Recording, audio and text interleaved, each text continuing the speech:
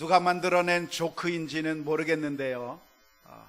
천국에서 예수님께서 돌아다니시면서 도대체 천국에 누가 왔는가 하면서 사람들을 살펴보고 있는데 어떤 노인을 만나게 됐습니다. 근데 그 노인이 이 사람 저 사람한테 다니면서 간절하게 누구를 찾고 있는 겁니다.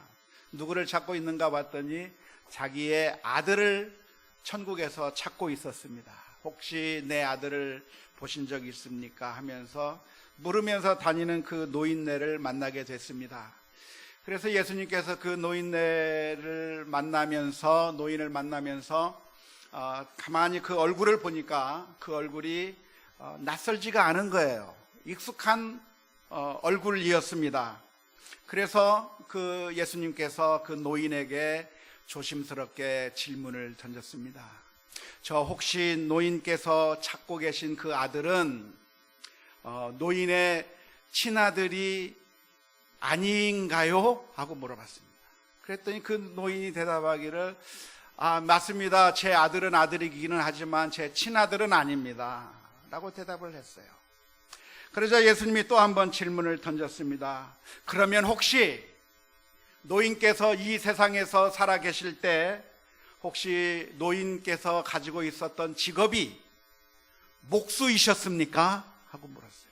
그랬더니 그 노인이 대답하기를 맞다고, 제가 세상에 살 때 목수로서 살았습니다 라고 대답을 하는 거예요. 그러자 예수님께서 또 한 번 그 노인에게 질문을 던졌습니다. 그러면 혹시 노인께서 찾고 계신 그 아들의 손바닥에는 못자국이 있지 않습니까? 하고 물어봤어요. 그랬더니 그 노인이 하는 말이 맞아요, 제 아들의 손바닥에는 못자국이 있습니다 라고 대답했어요.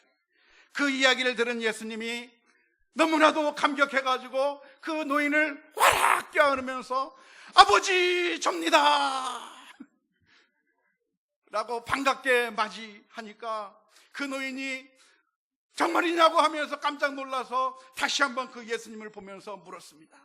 그럼 네가 정말 피노키오란 말이냐?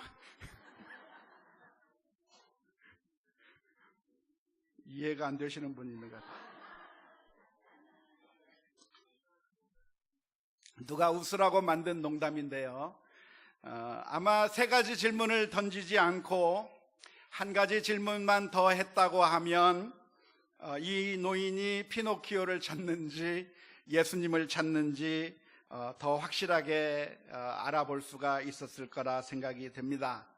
만일 이 노인을 향해서 당신이 찾고 있는 그 아들이 당신은 혹시 갈릴리에서 사신 적이 있습니까? 라고 묻든지, 혹시 당신은 유대 지파 다윗의 가문에 속하신 분입니까?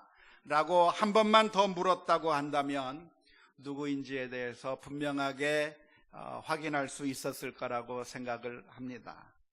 우리가 즐겨 했던 놀이 가운데, 어렸을 때 했던 놀이 가운데 하나가 스무고개라고 하는 것이 있어요. 스무고개를 한번 해보셨나요? 네. 스무고개라고 하는 것이 있는데 어떤 사람이 어떤 것을 생각하고 질문을 맞춰보라고 이야기를 합니다. 그러면 사람들이 하나씩 질문하면서 그 사람이 생각하고 있는 것을 알아맞추는 건데 20개의 질문을 던지면 대부분 다 알아맞힙니다.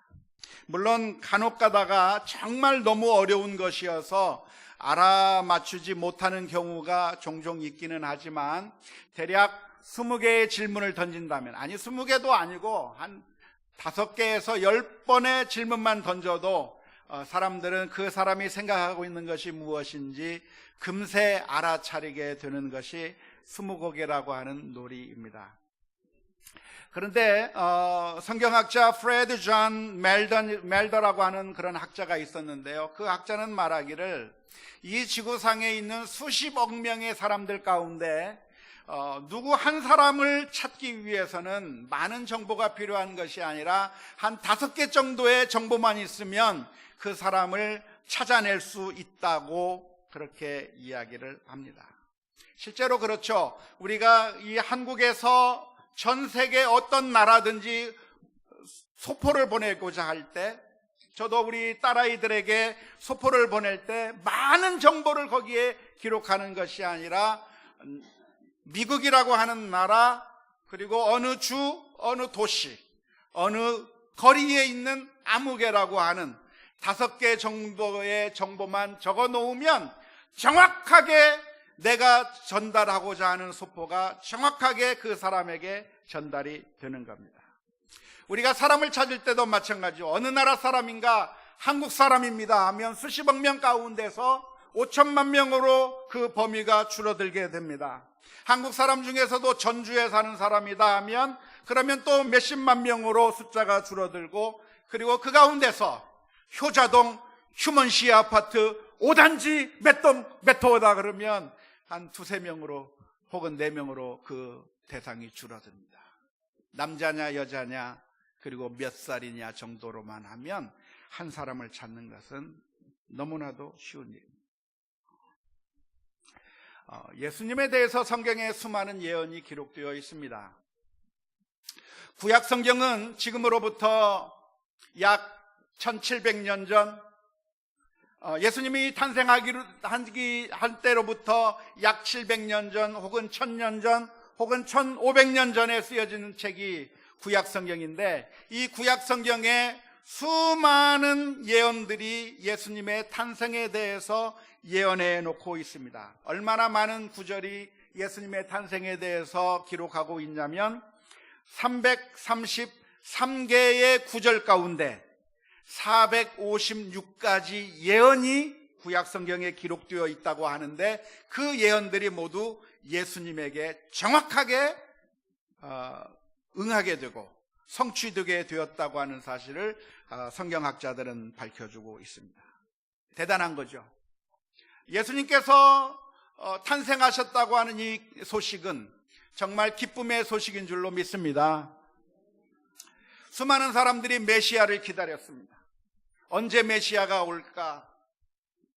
언제 하나님께서 약속해 주신 그 메시아가 우리들에게 올 것인가? 사람들은 기다리고 또 기다렸습니다. 언제 기다렸을까요?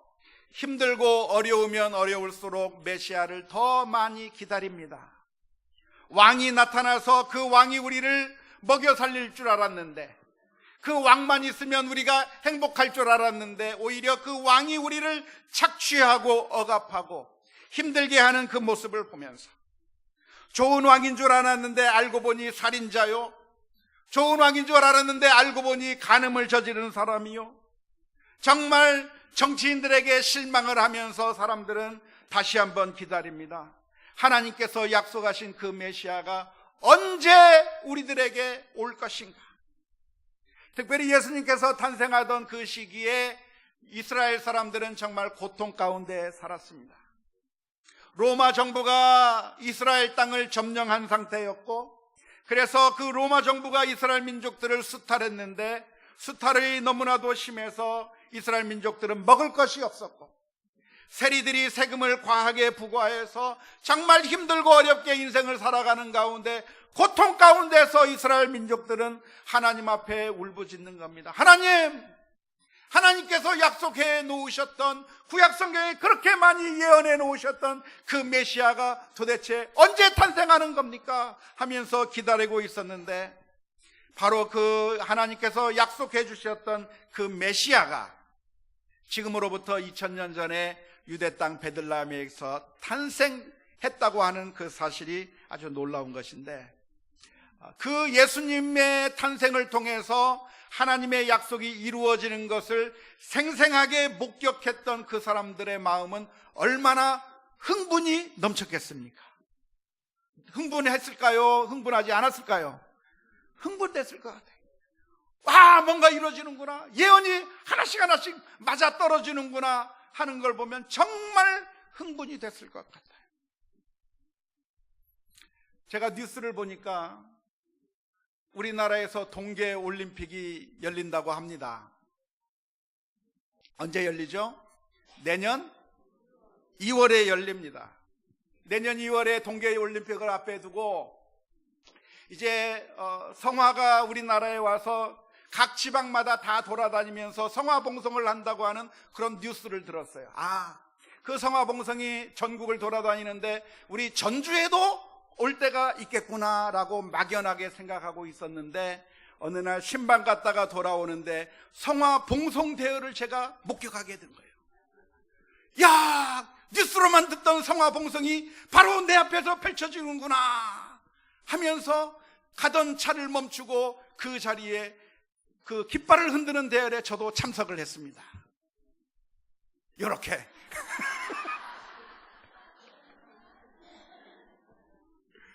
거기 서 있는 사람들한테 깃발을 달라고 해가지고 같이 깃발을 흔들면서 정말 이 역사적인 순간에 나도 참여하는구나 하면서 깃발을 한번 흔들어줬는데, 저걸 받은 이유는 우리 교회 아이들한테 주려고 그랬어요.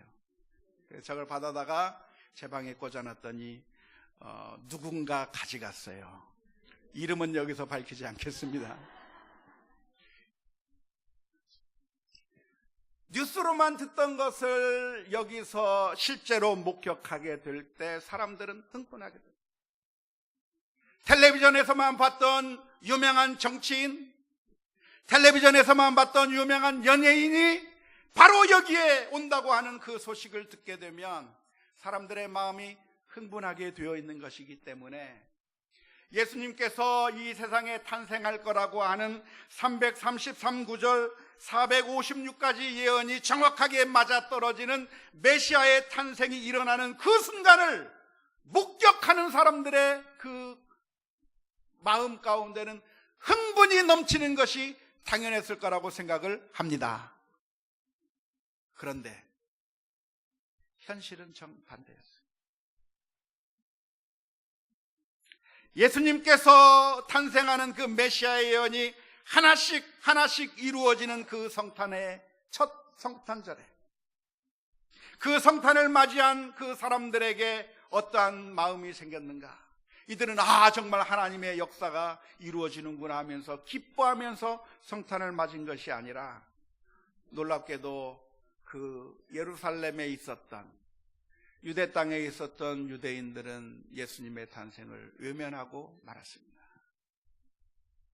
예루살렘에 살던 사람들은 수근수근 거릴 뿐 예수님이 탄생했던 곳으로 가서 경배하려고 하지도 않았고, 대제사장들과 서기관들은 예수님께서 정확하게 베들레헴에서 탄생할 거라고 하는 사실을 알고 있으면서도, 다른 사람들은 몰라도 성직자들은 알고 있었지만 그들은 알고 있었을 뿐 그들이 직접 찾아가서 경배할 생각도 하지 못했습니다.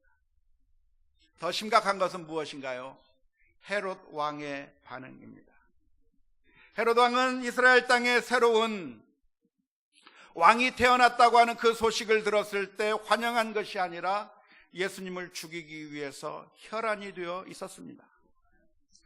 성경 말고 다른 일반 세상 역사에 기록되어 있는 헤롯 왕은 아주 훌륭한 업적을 남긴 왕으로 그렇게 역사책에 기록되어 있습니다. 그는 예루살렘 성전을 건축한 왕이기도 하고, 그리고 도로를 닦고 경기장도 만든 그야말로 어마어마한 큰 국책 사업들을 해냈던 왕이 바로 헤롯 왕입니다.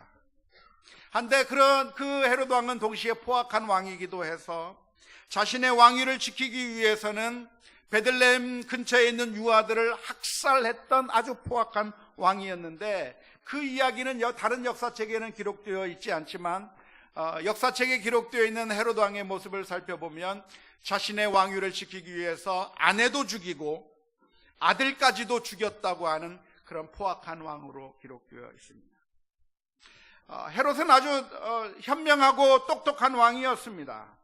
동방 박사들에게 자신의 음모를 숨기고 예수님이 어디서 태어날지 알아봐 달라고 그렇게 이야기를 했을 뿐만 아니라, 만일 찾거든 나에게도 알려주어서 내가 가서 경배할 수 있게 해달라고 자신의 음모를 숨길 수 있었던 그런 사람입니다. 뿐만 아니라 동방의 박사들이 하나님의 지시를 받아서 다른 길로 돌아가게 되었을 때 별이 나타난 때를 산출해서 그때로부터 2살 이하의 어린아이들까지 죽이게 되는 아주 똑똑한 친구가 헤롯 왕이라고 할 수 있는데요, 그 똑똑한 친구가 주님을 경배하고 예배하고 찬양하는데 자신의 똑똑한 것을 사용한 것이 아니라 예수님을 죽이려고 했다고 하는데 문제가 있습니다. 악역을 맡은 거죠. 메시아의 탄생 가운데, 메시아가 이 세상에 오는 그 드라마 가운데 헤롯이라고 하는 사람이 악역을 맡아서 그 악역을 감당한 거예요. 악역을 맡음으로 말미암아 하나님의 예언이 이루어지게 됩니다. 헤롯이라고 하는 사람이 있었기 때문에 예수님에게 했던 그 예언들이 여러 가지가 응답이 되는, 성취가 되는 그런 놀라운 결과까지 이루어지게 되었지만, 우리가 기억해야 될 것이 있다고 한다면 우리는 악역을 맡을 것이 아니라 선한 일에 사용이 되는 선한 도구가 되는 것을 소망할 수 있기를 주님의 이름으로 축원합니다. 요즘 악역을 맡으면 뜬다고 그래요.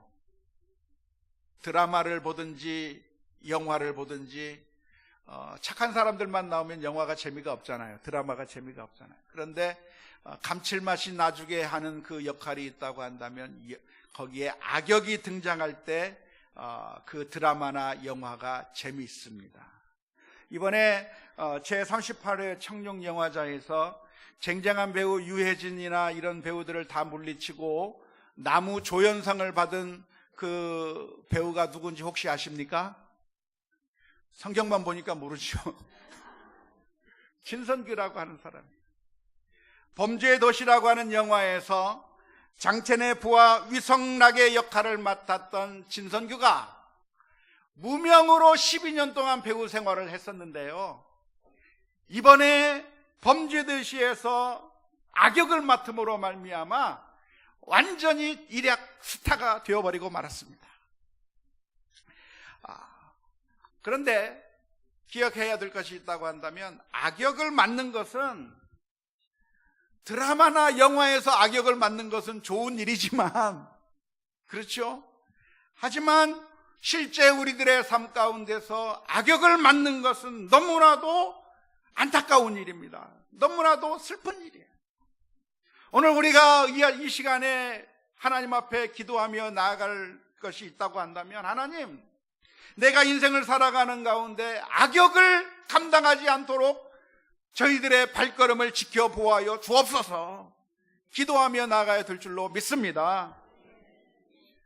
악역을 맡아서 나쁜 일을 하는 그런 주인공이 아니라 하나님의 손에 들린 선한 도구, 사랑의 도구, 하나님께서 주시는 그 놀라운 선한 일들을 감당하는 그런 믿음의 사람들이 되게 해달라고 기도하는 우리 모두가 다 될 수 있기를 주님의 이름으로 축원합니다. 악역이 있음으로 말미암아 하나님의 뜻도 이루어졌고 또 드라마나 영화도 재밌어지게 되겠지만, 악역을 맡은 자에 대한 예수님의 평가는 무엇입니까? 예수님의 가룟 유다에 대한 평가를 보면 그 사람은 차라리 나지 아니하였다면 제게 더 좋을 뻔하였도다. 사랑하는 성도 여러분, 오늘 저와 여러분들이 악역을 맡는 것이 아니라 선한 일에 사용되는 주님의 백성들이 다 될 수 있기를 주님의 이름으로 축원합니다. 이 세상에서는 악역을 통해서 좋은 결과가 빚어질 수도 있습니다. 헤롯을 통해서 하나님의 예언이 성취되기도 하고, 가룟 유다를 통해서 예수님의 십자가가 완성이 되기도 하듯이 악역이 어떤 때는 정말 좋게 필요한 경우도 있습니다. 왜 그렇습니까? 그것은 하나님께서 모든 것들을 사용하셔서 선하게 만드시기 때문에 그렇습니다. 잠언서 16장 4절 말씀에 보면 여호와께서 온갖 것을 그 쓰임에 적당하게 지으셨나니 악인도 악한 날에 적당하게 하셨느니라. 악역을 통해서 하나님께서는 선한 일을 결과하게 만드는 그런 일들을 해주시지만, 그러나 그러한 것 때문에 악인의 그 역할이 정당화되는 것이 절대로 아니에요. 우리가 바라봐야 될 것이 있다고 한다면, 악인이 있음에도 불구하고 하나님께서 그 모든 것들을 합력하여 선을 이루시는 하나님을 바라보아야 되는 것이지, 악인 그 자체가 정당화될 수 없다고 하는 사실을 기억하면서 오늘 우리가 결단하며 나아가는 시간이 되었으면 좋겠습니다. 악인이 아니라 선한 일에 사용되는 주님의 도구가 되게 하여 주옵소서. 기도하며 나가는 우리 모두가 다 될 수 있기를 주님의 이름으로 축원합니다. 사람들이 예수님을 환영하지 않을 때 예수님에게 나왔던 유일한 사람들이 있었습니다. 그 사람들은 바로 동방에서 찾아온 이름 모를 박사들입니다. 그들은 예수님께 나와서 아기 예수님에게 황금과 유향과 몰약을 드리며 그래서 예수님을 경배했습니다. 오늘 우리가 본받아야 될 행동이 있다고 한다면 헤롯 왕의 모습이 아니라 동방 박사들처럼 주님께 나와 경배하며 하나님께 영광 올려드리는 그런 결단이 있을 수 있기를 주님의 이름으로 축원합니다. 우리가 던져야 될 질문이 무엇입니까?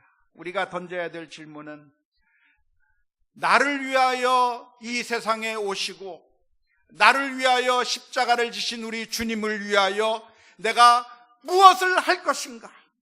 그런 질문을 던질 수 있기를 주님의 이름으로 축원합니다. 신앙생활을 오래 하신 분들을 보면 종종 이런 질문들을 해요. 무슨 질문을 하냐면, 목사님, 굳이 이런 것까지 해야 됩니까? 신앙생활 할 때 꼭 이런 거 해야 됩니까? 누가 그런 질문을 던지냐면 신앙생활을 꽤 오래 많이 하신 분들이 그런 질문을 던져요. 그런데 그 질문은 제대로 된 질문이 아니에요. 무슨 질문이 제대로 된 질문입니까? 제대로 된 질문이 있다고 한다면, 주님, 나를 위하여 이 세상에 누추한 곳에 오시고 나를 위하여 십자가를 지신 주님을 위하여 내가 무엇을 더 하면 좋겠습니까? 그게 우리의 질문이 될 수 있기를 주님의 이름으로 축원합니다. 여러분, 어느 질문이 옳은 질문이라고 보세요? 내가 굳이 이런 것까지 해야 됩니까? 내가 이러면서도 신앙생활을 해야 됩니까? 하는 그런 질문이 바른 질문이 아니라, 주께서 나를 위하여 십자가 지셨는데 내가 무엇을 더 해야 하겠습니까? 그런 질문이 더 바른 질문인 줄로 믿습니다. 우리 꼬마 아이들의 질문을 보면 참 가소로운 모습을 보게 됩니다. 어떤 아빠가 자신의 딸이 자신에게 준 선물이라고 해서 선물 목록을 적어 놓은 것, 효도 목록을 적은 것을 자랑한 것을 한번 본 적이 있습니다. 아빠가 딸이 어린 꼬마 아이가 아빠에게 생일을 맞은 아빠에게 선물을 하나 줬어요. 선물이 뭐냐면 아빠가 사용할 수 있는 선물권입니다. 첫째, 심부름 시킬 수 있는 권한을 준다. 하루 한 번. 두 번째, 아빠의 구두를 닦을 수 있는 권한, 한 번 사용할 수 있는 권한을 준다. 그렇게 이제 몇몇 개를 써서 아빠에게 선물을 했습니다. 그걸 보고 아빠가 너무 좋아가지고 자랑을 했어요. 우리 딸이 나에게 생일이라고 이런 선물을 줬다고 자랑했는데, 거기에 써놓은 그 딸이 아빠에게 준 선물 내용이 뭐냐면, 그런 것들도 있었지만 어떤 내용이냐면 일찍 자는 것, TV 그만 보는 것, 그게 아빠에게 좋을 거라고 생각하고 선물을 주는 거예요. 우리 자녀들이 아빠나 엄마를 향해서 생각하는 게 뭐냐면, 내가 아빠 엄마한테 이런 것까지 해줘야 되나? 좋아, 그럼 내가 생일이니까 하루는 내가 일찍 자줄게. 하루는 내가 TV 안 봐줄게. 자녀들이 선심 써가면서 부모에게 그런 제안을 하는 거예요. 그런데 어머니의 마음, 아버지의 마음은 뭡니까? 우리들이 항상 던지는 질문이 무엇입니까? 우리 아이에게 무엇을 더해줄까? 우리 아이에게 무엇을 더해줄까?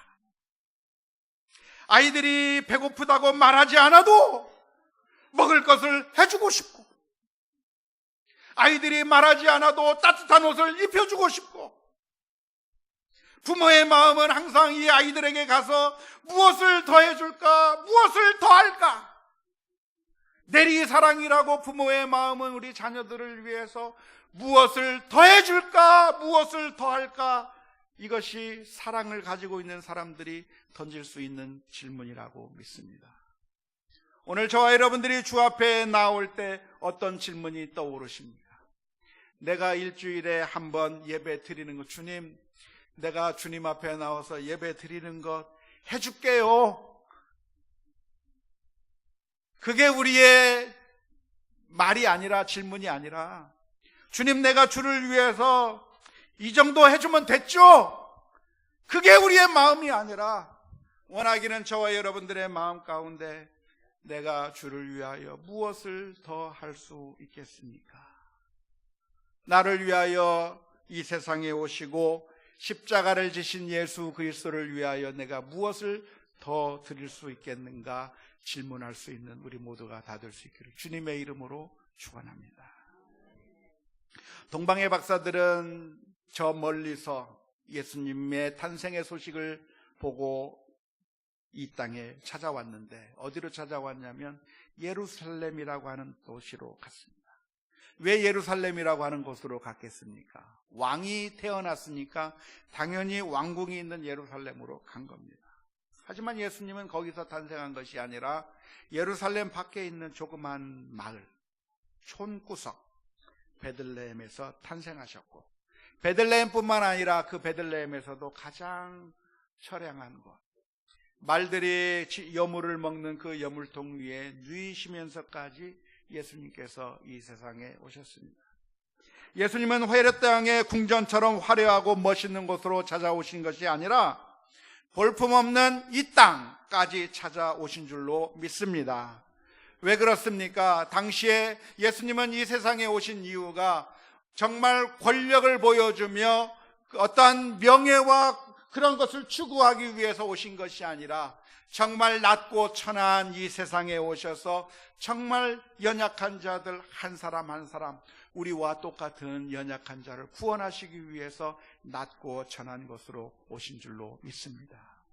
수고하고 무거운 짐진 자들아 다 내게로 오라, 내가 너희를 쉬게 하리라 말씀하시며 우리를 구원하시기 위해 가장 낮은 곳까지, 여물들을 먹는 그 짐승의 말구유에게까지 오신 주님을 바라보면서 믿음으로 승리하는 우리 모두가 되어야 될 줄로 믿습니다. 제가 알고 있는 어떤 목사님 가운데 진용태 목사님이라고 하는 분이 계신데요, 미국에 있는 목사님인데, 그 목사님이 언젠가 간증을 하는 이야기를 제가 들은 적이 있습니다. 근데 그 목사님이 언제 미국으로 건너갔냐면 초등학생 때 한 5, 6학년쯤 됐나 봐요. 그때 미국으로 부모의 손에 이끌려서 미국으로 이민을 가게 됐습니다. 그런데 미국에 이민 간 그 어린 꼬마 아이가 영어도 모르는 상태에서 낯선 미국 땅에서 공부한다는 것이 얼마나 많은 스트레스가 있겠습니까? 부모는 우리 자식이 미국에서 큰 훌륭한 아이가 되었으면 좋겠다고 생각해서 그 아이를 미국으로 데려갔지만 이 아이가 그곳에서 엄청나게 많은 스트레스를 받은 거예요. 왜냐하면 그 마을에 백인들만 다 살고 있는 그 마을에 동양인이 한 사람 자기밖에 없는 거예요. 근데 그 백인들이 놀리는 겁니다. 뭐라고 놀리냐면 그 중국 사람이라고 놀리는 거예요. 눈 작다고 놀리고 중국 사람이라고 놀리고. 그래서 스쿨버스를 타고 가면 자기가 스쿨버스 타고 맨 앞에 앉아있으면 저 뒤에 백인들이 앉아가지고 이렇게 말하는 겁니다. 칭총 칭총. 이게 무슨 얘기냐면 차이나 중국 사람이라고 하는 것을 놀리는 말이에요. 넌 중국 사람이지. 칭청 칭청 하면서 뒤에서 백인들이 그런 얘기를 하는데 그 꼬마아이가 얼마나 스트레스 받았겠어요. 스트레스 받으니까 그런 아이들하고 막 싸우는 겁니다.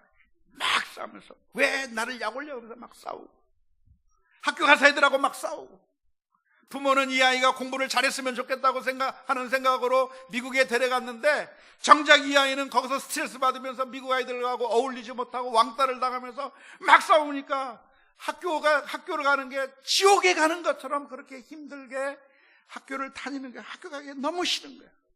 공부는 하나도 하지 않고 정말 공부는 담을 쌓으면서 정말 못된 아이가 되어 가고 있을 때 교장 선생님이 와가지고 그 진용태 학생을 불러서 훈계를 하는 거예요.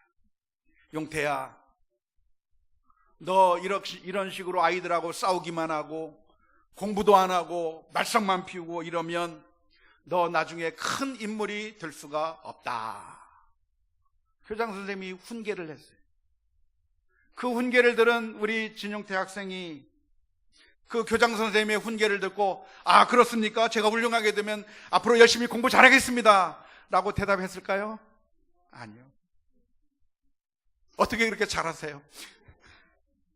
뭐라고 대답했냐면, I don't care. 그게 무슨 상관이에요? 나는 훌륭한 사람 되고 싶지 않아요. 나는 마음대로 살고 싶어요. 나는 이 세상이 싫어요. 선생님이 아무리 이야기해줘도 이 학생이 전혀 말을 듣지 않는 겁니다. 그래서 할 수 없이 교장 선생님이 이 학생에게 너 내일 학교 올 때 어머니 데리고 와라. 어머니 몇 시까지 나오라고 그렇게 얘기했어요. 그 얘기를 들은 이 학생이 집에 가서 엄마한테 말도 못하고 고민하고 있을 때 엄마가 촉이 있어서 물어봅니다. 얘야, 너 무슨 고민이 있냐? 그러니까 이 얘기를 하는 거예요. 엄마, 내일 몇 시까지 학교로 오래요. 알았다 하고 약속을 하고, 그 다음날 학교에 가서 아침에 학교에서 신학을 보내다가 엄마가 오기로 한 바로 그 시간에 그 아이들이 교문 밖에서 엄마가 오기를 기다리는 겁니다. 엄마가 오길 기다리는데 교문에서 좀 멀리 떨어진 버스 정류장에 엄마가 내려서 학교로 걸어와요. 걸어오는데 그 진용태 학생이 그 엄마를 딱 보니까 시카고의 아주 추운 겨울날, 미국에서 내륙 지방이 제일 추워요. 그 시카고의 아주 추운 겨울날 벌벌벌 몸을 떨면서 치마를 입고 뾰족 구두를 신었는데 추운 겨울날 자식 때문에 학교로 오는 그 모습을 본 진용태 학생이 눈물이 왈칵 나는 거예요. 잘못은 내가 했는데 엄마가 나 때문에 학교에 오는 거야. 그리고 선생님에게 와서 선생님 한 번만 봐주세요. 우리 아들 좀 한 번만 봐주세요라고 이야기하는 그 엄마를 보면서 이 진용태 학생의 마음이 무너져내요. 그리고 그분이 마음 고쳐먹고 싸움도 하지 않고 공부해서 나중에는 결국 훌륭한 목사님까지 됐어요. 그런데 사랑하는 성도 여러분, 예수님께서 이 세상에 오신 것은 바로 그 이유 때문입니다. 우리가 이 세상에서 잘못했는데, 우리는 태어나서 생각하는 것이 악하고 행동하는 것이 이기적이고 죄악을 저지르며 살아가고 있는 것이 우리들의 인생인데, 우리가 잘못했는데 우리 주님께서 저 높고 높은 보좌를 버리시고 이 땅 위에 오셔서 우리들의 문제들을 뒤에 안고 우리들의 죄의 짐을 지고서 우리 대신에 형벌을 받으신 사건이 바로 예수님의 성탄의 사건이고 십자가의 사건인 줄로 믿습니다. 사랑하는 성도 여러분, 오늘 또 우리를 위해서 놀라운 은혜를 베풀어 주신 주님을 바라보면서 주님 앞에 믿음으로 서는 우리 모두가 다 될 수 있기를 주님의 이름으로 축원합니다.